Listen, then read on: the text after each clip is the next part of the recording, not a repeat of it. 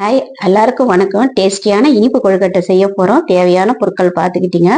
புழுங்கலரிசி ஒரு 2 மணி நேரம் ஊற வச்சு மிக்சிலேயே அரைச்சி இந்த மாதிரி ஆவி கட்டிக்கலாம். ஆவி கட்டிட்டு உதுத்து ஒரு பேஷனில் போட்டுங்க. ஒரு சிட்டிக்கு உப்பு, வெல்லம் இடித்து நுணுக்கி நல்லா கரைஞ்ச பிறகு கொதிக்க வச்சு வடிகட்டிக்கணும்.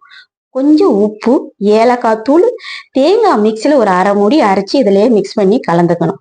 வெல்லம் கொதிக்க வச்ச வெள்ளத்தை ஊற்றி ஜெல்லிகண்டிலே நம்ம மிக்ஸ் பண்ணிக்கிறோம். மிக்ஸ் பண்ணின பிறகு அழகாக பிடிக்கிறோம். நம்ம பிடிச்சி இட்லி குண்டால வச்சு ஆவி கட்டுறோம். அவ்வளோ டேஸ்டாக இருக்கும். குழந்தைங்களுக்கு ஈவினிங் ஸ்நாக்ஸ் நம்ம வீட்டிலே செஞ்சு கொடுக்கலாம். அதை அம்மா அழகாக பிடிச்சி இது மாதிரி குக்கரில் நம்ம இட்லி குண்டாலே வச்சு ஆவி கட்டுறோம். மறக்காமல் எங்கள் வீடியோ நீங்கள் பார்க்கணுன்னா சப்ஸ்கிரைப் பண்ணுங்க, பெல் பட்டன் அமுக்குங்க. அப்போதான் அடுத்த வீடியோ நீங்க பார்க்க முடியும். நீங்களும் வீட்டில் செஞ்சு சாப்பிட்டு பார்த்து கமெண்ட் பண்ணுங்க.